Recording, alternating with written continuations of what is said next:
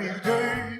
Oh, happy day. Oh, happy day. Oh, happy day. 안녕하십니까. 신경외과 의사 김영호입니다. 오늘은 호남 지역에 거주하시는 50대 중반의 남자분께서 우측다리 통증하고 우측다리 허벅지에 힘이 빠지는 증세, 또 우측다리 뒤쪽으로 해서 허벅지 뒤쪽으로 종아리 뒤쪽으로 해서 통증이 심한 증세가 3개월 이상 지속이 돼서 오셨습니다. 그쪽 지역에 모 척추병원을 방문을 했더니 척추가 여러 마디가 안 좋다고 해서 나사못을 8개를 박아야 된다. 그러니까 3마디 이상 고정을 해야 된다고 얘기를 들었다고 합니다. 50대 중반의 나이가 한참 사업체를 운영을 하시고 있었기 때문에 한참 일할 나이에 나사못을 박는 것이 너무 부담돼서 저한테 오시게 되었는데, 실제로 MRI를 보니 MRI 상에서 안 좋은 부위는 2군데였습니다. 척추 병변이 있을 때 안 좋다고 해서 무조건 다 하는 것이 아닙니다. 증세랑 맞춰서 증세랑 맞는 부위, 그리고 척추신경이 눌리는 정도에 따라서 범위를 결정해야지 안 좋아 보인다고 다 수술을 하게 되면은 나중에 장애가 크게 남게 됩니다.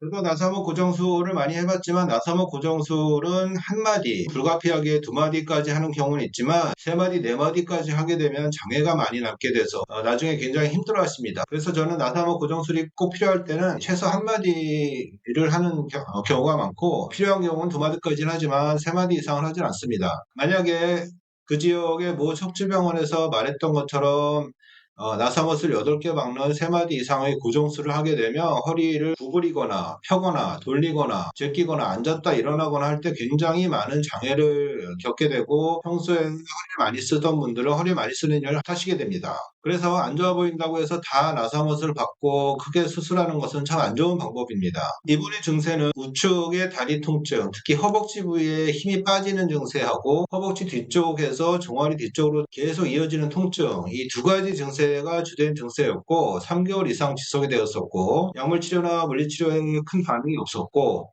주사치료도 반응이 없었다고 합니다. 진찰을 하고 MRI 결과를 종합해 본 결과 이분 병의 원인은 요추 3, 4번 사이에 협착증, 아주 협착증이 심해서 동그랗게 넓어야 될 신경관이 뼈가 많이 자라고 두꺼워져서 신경관이 거의 막혀있는 상태로 신경을 누르고 있었기 때문에 오른쪽 우측 다리 힘이 약했었던 것이고, 아마 왼쪽도 약하셨을 것입니다. 오른쪽 다리 증세가 워낙 크게 느껴졌기 때문에 왼쪽 다리의 증세는 별로 안 느껴지셨던 것으로 생각이 되고, 3, 4번이 안 좋았었고, 또 요추 5번과 천추 1번 사이, 이 사이에 디스크 탈출증하고 협착증 때문에 여기서도 신경이 많이 눌려서 이 2군데만 해결하는, MRI를 보면 이렇게 하얗게 보이는 뼈로 보이는 부위가 검게 보입니다. 이게 MRI와 CT 차이인데, MRI만 보고 진단을 하게 되면 이런 경우는 검게 보이는 것을 황색인대로 착각하고 들어가게 됩니다. 그래서 CT를 꼭 확인해서 종합해서 결정을 해야 되는데, 이 CT에 뼈가 많이 자라 있고 또 인대도 두꺼워져 있었기 때문에 3, 4번에서 신경이 많이 눌리는 상태였고, 이분이 또 한 가지 병변 부위는 3, 4번 사이에 이 신경공, 추간공이라고 합니다. 추간공으로 이 뼈가 자라나가지고 이 아래쪽 마디 4번의 관절돌기의 끝부분이 이렇게 새 부리처럼 꽉 막고 있는 이런 이 병변, 바로 밑으로 신경이 이렇게 지나가게 되는데 이쪽 부위를 이 자라난 뼈가 꽉 누르고 있었기 때문에 여기서 눌려서 더 힘이 빠지셨던 것입니다. 그러니까 3, 4번에서만 3군데가 눌려있는 그런 병을 갖고 있었습니다.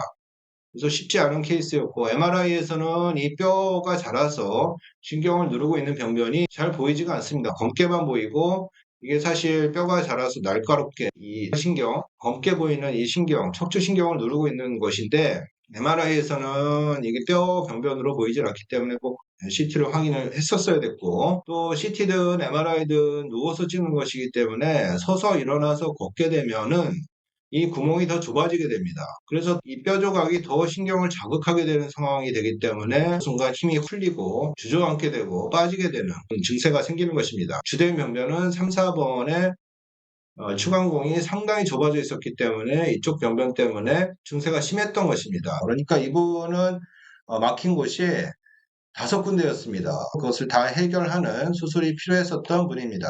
치료 후 얘기는 저에게 치료받은 분들의 이야기를 모아놓은 디스닥터김영우닷컴에 가시면 보실 수 있고, 화면 우측 상단에 링크를 클릭하셔도 되고, 화면 아래 설명란에 더보기를 클릭하시면 디스닥터김영우닷컴으로 가실 수 있는 주소가 있으니 클릭하셔서 간단한 회원 가입 후에 로그인 하시면 확인하실 수가 있습니다. 이분은 나사못 박지 않고 간단한 수술만 했기 때문에 큰 후유증 없이 잘 회복돼서 퇴원을 하셨습니다.